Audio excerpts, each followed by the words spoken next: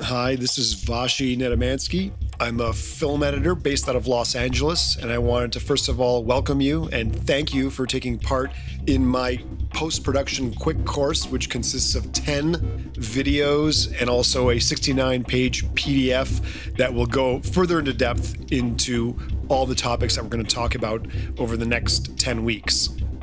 I would also like to thank Dell and NVIDIA for providing this powerhouse mobile workstation, which will be given away at the conclusion of this 10-week course. This could be my favorite chapter because I get to share with you my editorial style that I developed over 10 years ago that we used on Gone Girl and Deadpool and Terminator Dark Fate and obviously Six Below, which I'll be showing you today. I actually coined the term Pancake timeline almost 10 years ago, and 99% of the tutorials out there are showing you the wrong way to do it. So since I coined the term, let me show you the proper way to use the Pancake timeline. When it comes to editing with a lot of footage, let's say you get 9 or 10 hours of footage in for a feature film on one day. Sometimes that can be obviously overwhelming, and the bin structure is one way to approach it, but I wanted to show you the Pancake timeline method of editing, where we use stacked timelines and have access to all the footage with markers, and I find it a really economical and an easy way to become familiarized with the footage and also cut quickly and know where everything is. So right now we obviously have one sequence open. And if I'm going to open up another sequence, I can double click here in the sequence bin, all video. What that shows me is my entire timeline. Let's call it a cam roll or a string out.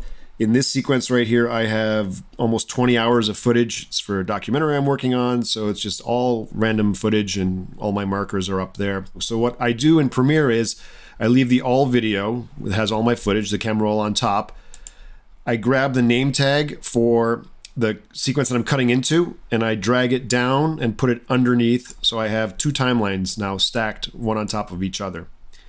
What this allows me to do is scroll through the top timeline with my out, and if I find a shot or a clip that I want in my 20 hours of footage, I can grab it and just drag it directly down into my other sequence. This is a long clip, so I'm just going to drag it over here. But what it does is it creates a copy of that clip in my actual timeline that I'm cutting into, and it keeps it in the other sequence as well. So it's not destructive. You can't break it. I can just grab any clip and just drag it down into my sequence. I find the benefit of this Pancake timeline method is that I can scroll through, look at all my footage in the top timeline. I have access to all the footage shot for that day or for that section of the film, and I can just drop it in at any point into my active timeline.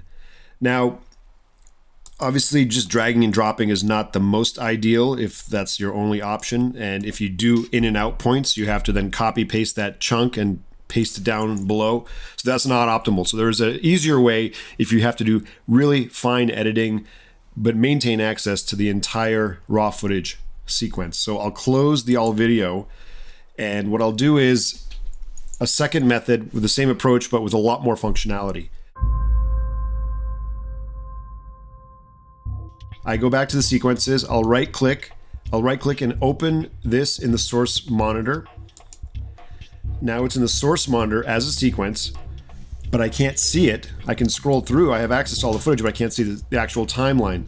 So using the wrench, I'll open the wrench, and then I'll say open sequence and timeline. And once again, I can set this all to keyboard shortcut so it goes quicker. Now when I open the sequence and the timeline, you'll see there's a red timeline indicator, and the footage is being shown in my source monitor. This should be very familiar to Source and Program in Avid, where you have one side active and the other side is your output. Now, when I take the sequence I'm cutting into and drag it underneath again, that output will be played in my output program monitor. So now I have access to both all the footage in my source monitor and my output in the program monitor. And here's where the real magic happens. Now in my source monitor timeline that I have access to, if I hit in and out, wherever that may be, once I hit insert, it puts it below into my active project. And that way I can take whatever I want, have access to over 20 hours of footage in this scenario, and anything I want to grab, in, out, insert, will be put down below into my master timeline that I'm working and cutting into. I use this button at the top left of every sequence to choose between inserting nested or individual clips from the source monitor. Lastly, with this style of editing, I also like to use my markers panel, which I have attached next to my project panel here. If I click the arrows and go down to markers, what I get is all the markers in my sequence. Whichever sequence is active, it'll show you all the markers that correspond with the colored location markers above the timeline. So by doing this, I have all my information that's associated with my markers. On this side here, I can put scene 1, take 2, take 3. Between that and the stacking of the timelines, it gives me really a flexible way to see all my footage, cut it into my current timeline, and just keep moving and plow through all that footage without having to go to bin view and see only individual shots. So that's an overview of my Pancake timeline editorial style and system that I've been working on for over 10 years, and I'm really happy to share it with you. It solves a lot of problems, keeps you creative, keeps you moving, and makes things a lot easier. Make sure to download the 10-chapter PDF so you can have access and reference and have all the specifics that I've been discussing. So thank you for taking the time to join me. I shall see you next week for the next chapter.